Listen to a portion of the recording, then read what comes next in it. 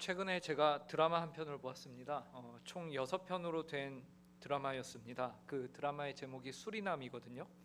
처음에는 무엇을 수리하는 남자 이야기인가 하고 이제 생각을 하면서 봤는데, 무엇을 수리해주는 남자 이야기가 아니라 그 드라마의 제목인 수리남은 브라질 위에 있는 실제로 존재하는 나라의 이름이더라고요. 국가명이었습니다. 그리고 그 영화의 내용은 수리남이라는 땅에서 벌어지는 마약 범죄에 대한 이야기였어요. 이민 목회자로 신분을 위장하고서 마약을 전 세계로 유통시키는 한 마약 조직에 의해서 억울한 누명을 쓴 사람이 이제 그 조직을 상대로 복수하는 내용의 드라마였습니다. 그런데 정말 영화 같은 이 내용이 실제 있었던 이야기를 각색해서 이제 드라마로 만들었다고 합니다. 그리고 이 영화 감독이 이 드라마의 실제 주인공을 만나서 인터뷰를 했는데, 영화보다 더 너무 영화 같아서 오히려 그 각색을 하면서 더 현실적으로 일부러 축소한 이야기라고 합니다. 그래서 실제 주인공은 드라마에 찍힌 것보다 더하게 이제 그러한 과정들을 겪어갔다고 합니다. 제가 그 드라마를 보면서 가장 인상적인 장면이 하나 뽑으라고 한다면, 그 두목에게 충성을 다하였던 부하 중 한 명이 알고 보니 정체를 숨겼던 이제 국가정보원의 직원이었던 것이죠. 그래서 수리남이라는 나라가 우리나라와 이제 범죄인 인도 조약이 맺어져 있지 않아서요, 그 범죄자가 어떠한 일을 해도 우리나라의 공권력이 그 땅 가운데 미칠 수 있는 영향력이 없는 겁니다. 그래서 어떻게 그 범죄자를 데려올 수가 없는 거예요. 그런 과정에서 이제 이 범죄자를 잡기 위해서 국정원에서 사람을 그 안에 스파이로 조직 안에 집어넣은 것이었습니다. 그런데 마지막 가장 중요한 순간에 이 조직원이 중요한 순간에, 그 전까지는 그 두목에게 충성을 해요. 사람도 죽이고 모든 것들을 다 탁탁탁 해 나갑니다. 그러다가 마지막 중요한 순간에 그 두목의 머리에 총을 겨눕니다. 그러면서 자신의 정체를 밝히는데요, 그때 그 두목의 표정, 황정민 배우가 이것을 연기했는데 그 표정이 정말로 저는 인상이 확 남더라고요. 그토록 어이없는 표정을 지을 수가 없었습니다. 그것은 아마 무엇이 그토록 어이없는 표정을 만들었는가라고 생각을 해봤을 때에, 그것은 바로 자신의 부하를 끝까지 믿고 그 부하가 충성된 사람이었는데, 알고 봤더니 그 충성이 거짓된 충성이었다라는 것이죠. 그 사실을 알게 되었을 때에 그 배우의 물론 연기력에서 출발하는 것이겠지만, 그 표정이 저는 그 드라마에서 굉장히 인상이 남는 장면이었습니다. 자신에게 보였던 그 충성이 가짜라는 것을 안 후에 나오는 그 허무한 표정은요, 어쩌면 너무나도 당연한 결과다라는 것이죠. 사실 이 세상을 살아가는 사람들은 모두 무엇인가에 충성을 하며 살아갑니다. 어떤 이들은 가정에 충성하고요, 어떤 이들은 회사에 충성하고, 어떤 이들은 어떠한 정치 이념에 충성을 합니다. 이처럼 모든 사람은 각자가 소중히 여기는 것에 충성을 하며 살아갑니다. 그런데 우리 그리스도인은 무엇에 충성해야 하는 것이 맞을까요? 당연히 그리스도인들은 그 이름에 나와 있는 것처럼 그리스도에게 충성하는 것이 맞습니다. 그리스도에게 충성해야 합니다. 그렇기 때문에 지금 우리가 이렇게 점심을 맛있게 먹고 이제 식곤증이 몰려오면서 졸린 오후 시간에 우리가 충성하기 위해 무엇을 하고 있습니까? 졸음과 싸워가며 이렇게 지루한 목사의 설교를 듣고 계시지 않습니까? 그죠? 그것도 오늘은 권사회 헌신 예배이기 때문에 우리 권사님들은 다른 날보다 더 졸고 싶어도 졸지도 못하며 이렇게 무릎을 이렇게 허벅지를 찔러가면서 이제 참고 계신 것이죠. 우리가 이 예배만 드렸냐? 그것도 아니죠. 오전에 1부 예배, 2부 예배 각자의 자리에서 교회를 섬기며 이제 어떤 분들은 새벽 기도회까지 나와서 충성하셨습니다. 이토록 우리는 우리 자신을 하나님께 충성하며 살아갑니다. 그런데 우리의 이러한 충성과 헌신이 어쩌면 자신도 모른 채 우리의 충성의 대상이 되시는 하나님을 속이고 있는 충성은 아닌가? 그리하여 드라마에서와 같이 자신의 두목을 감쪽같이 속여 그로 하여금 어이없는 표정을 만들어내는 그런 충성이 우리의 충성은 아닌가? 물론 드라마에서는 나쁜 자를 잡기 위한 거짓된 충성이었기 때문에 그나마 다행인데, 혹시 우리의 충성은, 지금 이 자리를 지키고 있는 우리의 충성은 온전히 충성해야 하는 그 주님으로 하여금 어이없으신 표정을 만들어내는 그런 충성은 아닌가 우리가 생각을 해보고자 하는 겁니다. 그래서 오늘 이 시간, 오늘 본문을 통해서 내가 진정으로 충성하고 있는 대상은 누구인가에 대해서 우리가 한번 고민해 보기를 바랍니다. 그 대상이 실은 나였는가? 아니면은 하나님이 맞는가? 아니면 나도 아니고 하나님도 아닌 제3자는 아닌가? 그리고 우리의 충성은 마땅히 어떠한 태도에서 이루어져야 하는가를 함께 살펴보면서 시간을 갖도록 하겠습니다.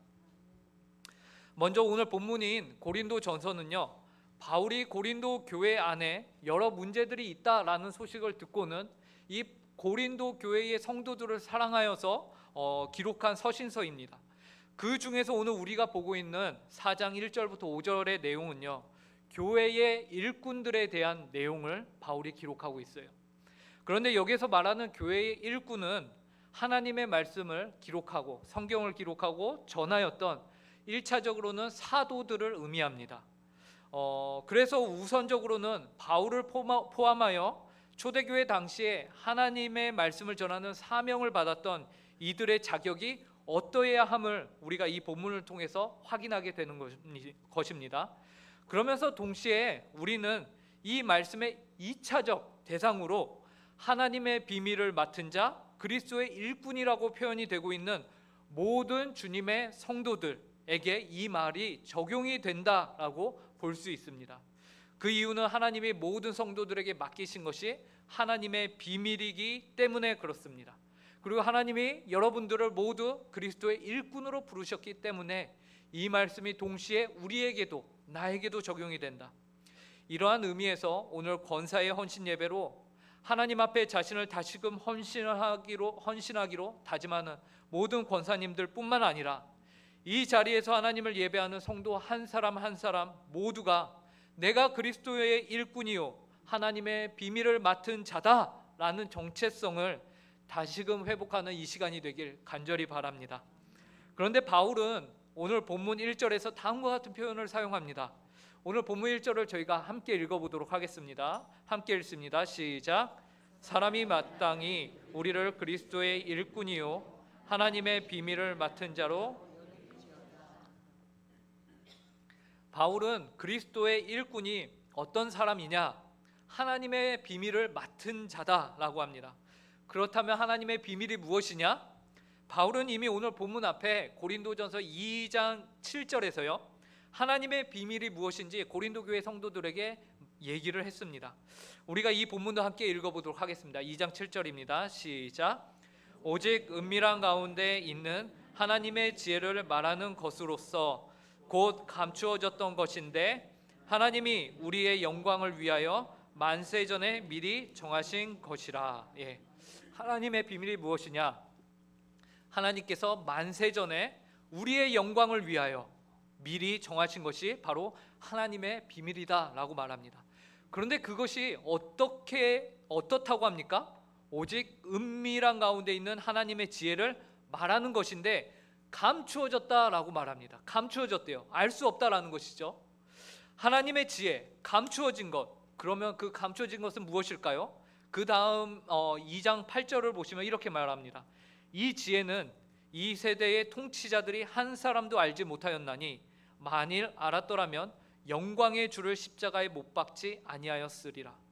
여기에서 이 세대의 통치자들이 한 사람도 알지 못하였다라는 것은요, 사람의 권세와 힘과 능력으로는 이 비밀을 자신의 능력으로는 알 수 있는 자가 이 세상에 아무도 없다라는 것을 뜻하고 있는 것입니다. 그런데 이것을 알 수 있는 방법이 있다고 말씀하시는데요, 그 다음에 2장 10절을 보면 다음과 같이 말합니다. 이 말씀 함께 읽어보도록 하겠습니다. 오직 시작. 오직 하나님이 성령으로 이것을 우리에게 보이셨으니 성령은 모든 것 곧 하나님의 깊은 것까지도 통달하시느니라. 이 감추어진 것, 이 비밀은 오직 성령으로 하나님이 우리에게 보이셨다라고 말하고 있습니다.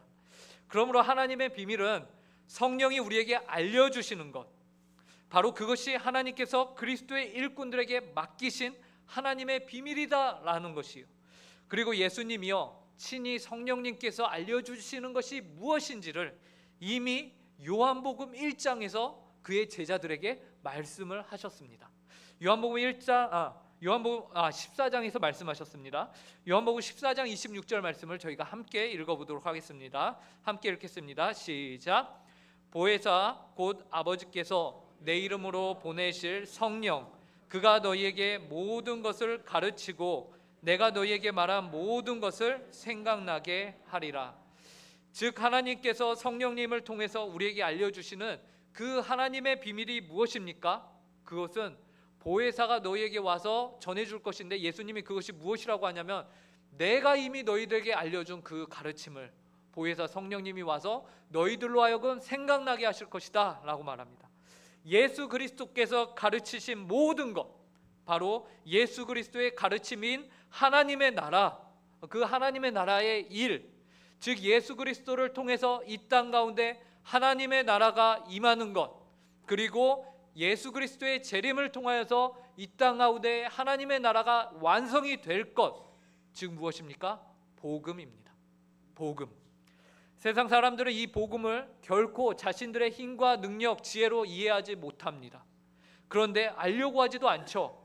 그런데 세상 사람들은 그 가치를 인정하지도 않는데, 이것을 누구를 통해서 우리에게 알려주며 우리로 깨닫게 하시냐? 성령을 통해서 이 일이 가능케 된다라는 것이.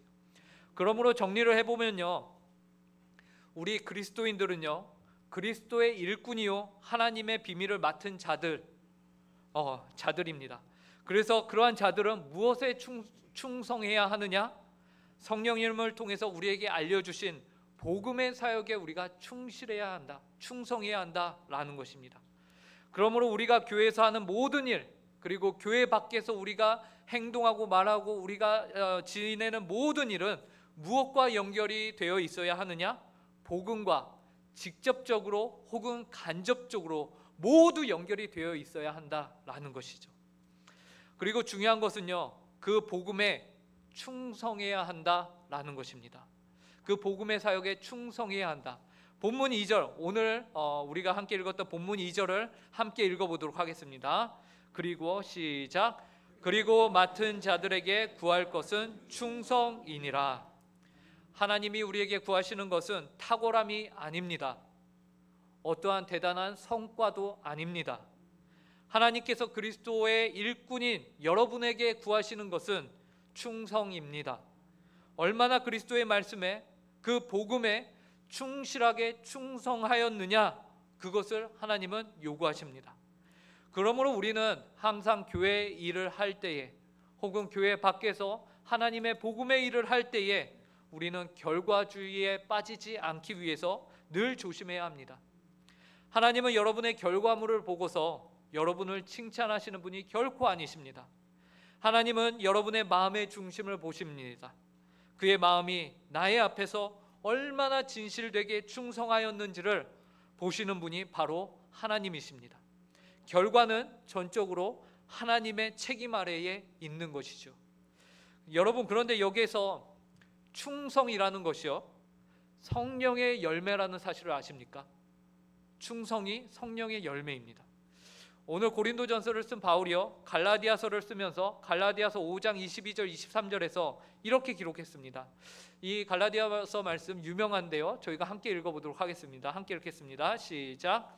오직 성령의 열매는 사랑과 희락과 화평과 오래 참음과 자비와 양성과 충성과 온유와 절제니 이 같은 것을 금지할 법이 없느니라.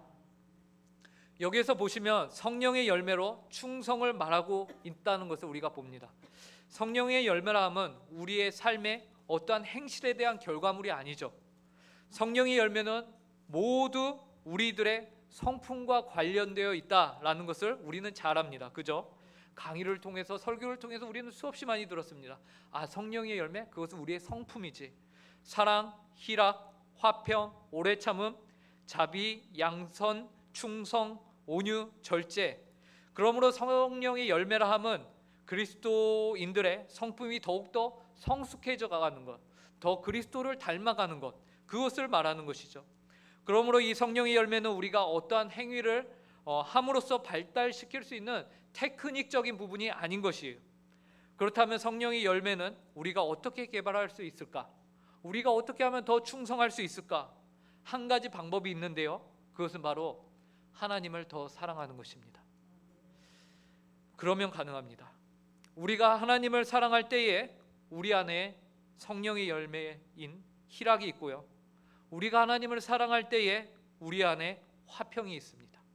우리가 하나님을 사랑할 때에 이웃을 향하여 오래 참을 수 있고, 우리가 사랑을 할 때에 자비와 양선을 베풀 수 있고, 하나님을 진실로 사랑할 때에야 우리가 온전히 충성할 수 있습니다. 하나님을 사랑하면 이 모든 것들이 가능해집니다. 그렇기 때문에 성령의 열매는 9가지의 특색을 말하면서 바울은 사랑을 그 성령의 열매 가운데 가장 앞에 사랑을 기록한 것이, 그러므로 우리는 스스로에게 이렇게 물어야겠습니다. 우리의 충성이 정말 바른 충성이라면, 정말 하나님을 향한 충성이 맞다면 나는 지금 하나님을 사랑하는가? 우리가 열심을 내며 남들이 하나님을 사랑하는 마음, 남들이 볼 때는 정말로 둘도 없이 신앙이 좋아 보이고 거룩해 보이고 내 안에 하나님을 사랑하는 마음이 거룩해 보이는데 내 안에 하나님을 향한 사랑의 마음이 있는가? 만약 없다면은, 그 사랑이 없다면 그 충성은 누굴 위한 충성인가? 하나님을 향한 사랑이 없는 충성은요, 아마도 자기 자신을 위한 자기 위로, 자기 만족일 경우가 큽니다. 그럴 가능성이 큽니다. 하나님을 향한 사랑이 없는 충성은 혹은 타인을 하나님보다 더 생각해서 행동하는 충성은 그 안에 하나님을 향한 사랑이 최우선으로 온전히 서지 못합니다. 하나님의 자리를 그 무엇에게도 주지 마시기 바랍니다. 온전히 하나님을 사랑하셔서 충성하시기 바랍니다. 그분은 여러분을 위해서 만세 전에 그분의 지혜로 감히 세상이 알지 못하게 오직 성령을 통해서 그의 택한 자녀들인 여러분들만이 알 수 있도록 비밀로 해두신 분이십니다. 그분이 여러분에게 세상 어떠한 권세자도 알 수 없는 비밀을 여러분에게는 알려주셨습니다. 여러분, 비밀을 나눈다는 것은 굉장한 신뢰와 하나됨을 의미하는 것이죠. 하나님이 여러분과 그 비밀을 공유하는 관계를 맺고 계십니다. 심지어 그 비밀 안에는 무엇이 담겨 있죠? 예수 그리스도의 죽으심과 부활이 담겨 있습니다. 바로 여러분을 위한 죽으심, 여러분을 위한 고난, 그리고 여러분을 위한 부활이었습니다. 주님은 애초에 그분 자신을 위해서는 고난도, 죽으실 필요도, 다시 부활하실 필요도 없으신 분이셨어요. 이 모든 것들이 다 여러분의 영광을 위함이었던 것입니다. 이토록 여러분을 위하시는 하나님의 얼굴에 내가 배신을 당했다는 어이없는 표정을 짓게 만드는 그런 거짓된 충성을 여러분의 삶 가운데서 지우시기 바랍니다. 매 순간 여러분들이 하실 수 있는 최고의 충성을 그분께 드리는 그리스도의 참된 일꾼들이 되시길 간절히 바랍니다. 우리가 하나님을 이렇게 사랑함으로 하나님께 충성하였을 때에 또 잊지 말아야 하는 것이 한 가지 있습니다. 그것은 바로 그 충성에 대한 평가입니다. 평가는 누가 하십니까? 네, 하나님이 하십니다. 본문 5절 함께 읽어보도록 하겠습니다. 그러므로 시작. 그러므로 때가 이르기 전 곧 주께서 오시기까지 아무것도 판단하지 말라. 그가 어둠에 감추인 것들을 드러내고 마음의 뜻을 나타내시리니 그때에 각 사람에게 하나님으로부터 칭찬이 있으리라. 사도 바울은 우리에게 아무것도 판단하지 말라고 합니다. 언제까지요? 주께서 오시기까지 아무것도 판단하지 말라고 합니다. 이것이 쉬울까요? 어려울까요? 당연히 어렵죠. 이미 우리 모두는 누군가를 마음속으로 판단하지 않았습니까? 그죠? 그런데 어쩌죠? 성경은 우리에게 주님만이 오직 남을 판단할 수 있는 분이시라고 말씀하고 계시거든요.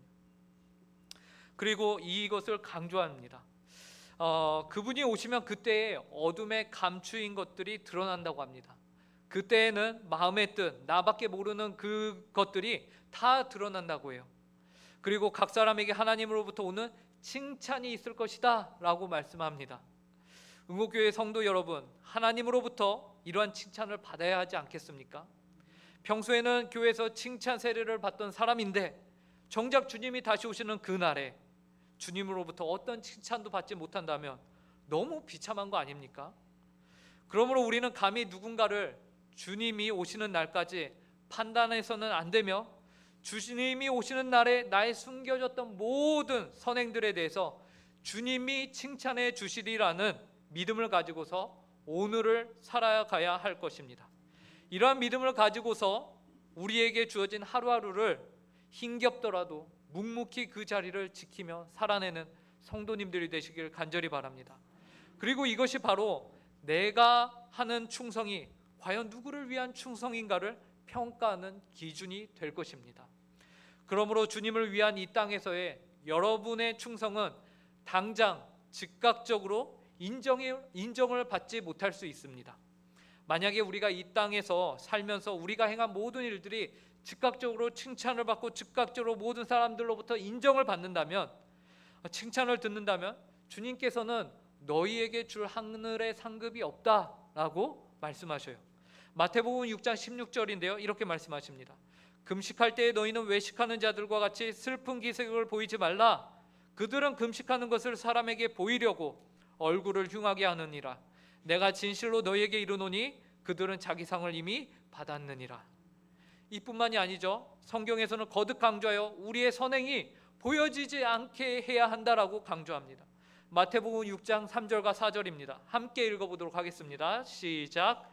너는 구제할 때에 오른손이 하는 것을 왼손이 모르게 하여 내 구제함을 은밀하게 하라.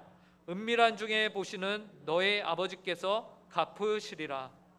여러분, 여러분이 한 일에 대해서 사람이 보상해 주시는 것이 좋으세요? 아니면 하나님이 직접 보상해 주시는 것이 좋으세요?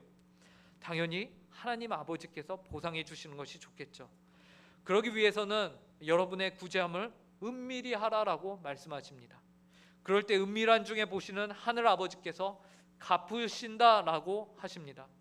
이렇게 하늘 아버지로부터 갚음을 받는 삶을 위해서 하나님께 충성을 하시는 여러분들이 되시길 간절히 바랍니다. 그리고 마지막으로 우리는 오직 하나님만이 판단하실 수 있으시다는 사실을 가지고서요, 반대로 생각해서 우리 삶에 적용을 해볼 수 있을 것 같습니다. 즉, 누군가가 나를 판단한다면 그것은, 그리고 그 판단은 나에게 영향을 끼칠 만한 자격이 있는 판단인가? 좀 위험한 발언 같긴 하죠. 우선 이러한 생각에는 분명한 전제 조건이 있습니다. 그 조건이 무엇일까요? 내가 하나님께 온전히 충성하였을 때입니다.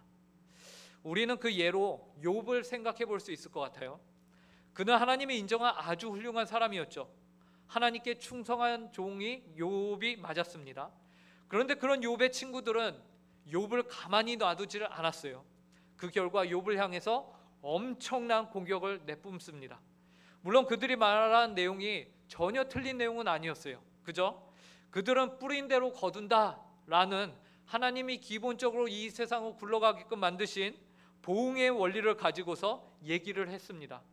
일반적으로는 그들의 말이 모두 맞습니다. 하지만 욥에게는 해당이 되는 얘기가 아니었어요. 욥의 삶에서 하나님은 그분의 보응의 원리를 초월하셔서 역사하시는 분으로 욥에게 다가갔기 때문에 그렇습니다. 하나님이 보응의 원리를 만드시고 그것을 일반 원리로 이 세상을 이끌어 가시지만 그것에 갇혀 계셔야만 하는 하나님은 아니세요. 그 하나님은 그 보응의 원리도 초월하셔서 온 세상을 통치하시고 온 세상을 통제하시는 분이십니다. 그분만이 그렇기 때문에 모든 것의 진리요 정답이세요. 그러므로 우리는 그분의 평가에만 귀를 기울여야 합니다. 그러기 위해서 우리는 전적으로 하나님께 충성하고 있어야 해요. 그리고 그 하나님 외에는 그 누구도 함부로 남을 평가해서는 안 되며, 또한 하나님 외에 사람의 평가를 참고로 할 수는 있으나 그것에 하나님보다 더 많은 우리의 마음과 우리의 영향력을 내어주셔서는 안 된다라는 것이죠. 우리를 온전히 평가하시는 분은 하나님 한 분이십니다. 그래서 오늘 본문에서도요, 바울이요 다른 이들의 평가에 대해서 아주 대수롭지 않게 말합니다. 오늘 본문 3절을 한번 보시기 바랍니다. 3절을 함께 읽어보도록 하겠습니다. 시작. 너희에게나 다른 사람에게나 판단받는 것이 내게는 매우 작은 일이라 나도 나를 판단하지 아니하노니. 바울이 뭐라고 합니까? 너희나 다른 사람이 나를 판단하는 거 아주 작은 일, 별거 아니야, 이렇게 말하죠. 예. 뭐라고 합니까? 판단받는 것이 내게는 매우 작은 일이라 너희들이 아무리 판단해도 그거 작은 일밖에 안 돼 라고 말하는 것이에요. 어떻게 이렇게 뻔뻔할 수가 있을까요? 예. 그는 알았습니다. 바울은 알고 있었어요. 무엇을요? 정말로 나를 판단하실 수 있는 분은 하나님 한 분이시구나 라는 그 마음을 가지고 있었기 때문에 가능합니다. 그래서 그는 4절에서도요, 자신은 책망을 받을 것이 아무것도 없을 정도로 잘하고 있지만 한편으로는 또 그걸 가지고 내가 의로워 라고 주장하지 않는다라고도 말합니다. 왜요? 그 평가 또한 하나님이 아닌 나 스스로가 나에게 내리는 평가이기 때문에 이것도 내가 용납하지 않는다라고 말하고 있는 것이, 유일하게 평가를 하실 수 있는 하나님은 분은 하나님 한 분이신데 그분은 마지막 때에 모든 것을 평가하시는 분이시다라고 말해요. 그러니 스스로 잘하고 있다고 스스로가 스스로를 평가하지도 말라는 거죠. 진짜 이렇게 말하나 우리가 한번 확인을 해봐야겠죠. 자, 4절의 말씀을 저희가 함께 읽어보도록 하겠습니다. 시작. 내가 자책할 아무것도 깨닫지 못하나 이로 말미암아 의롭다함을 얻지 못하노라. 다만 나를 심판하실 이는 주시니라. 우리가 하나님께 충성할 수밖에 없는 이유 한 가지는요, 바로 하나님만이 우리를 판단하시는 분이시기 때문에 그렇습니다. 그러므로 우리가 충성할 분도 한 분, 하나님이십니다. 말씀을 맺겠습니다. 하나님께서는 여러분을 그분의 일꾼으로 부르셨습니다. 그리하여 여러분에게 하나님의 비밀을 맡기셨습니다. 이 비밀은 창세전부터 하나님이 예비하신 놀라운 신비, 즉 복음입니다. 이 복음을 맡기시면서 맡은 자들에게 구할 것은 충성이니라 라고 말씀하셨습니다. 사랑하는 성도 여러분, 이 충성을 이루기 위해서 하나님을 더 많이 사랑하시기 바랍니다. 충성은 성령의 열매이기 때문에 그렇습니다. 하나님을 사랑하면 사랑할수록 여러분은 더욱 그분께 충성할 수 있게 될 것입니다. 그리고 우리가 하는 충성에 대한 평가는 오직 하나님께만 받으시기 바랍니다. 그렇기에 그 누구도 함부로 감히 하나님의 자리를 빼서 남을 평가하는 실수를 하지 마시기 바랍니다.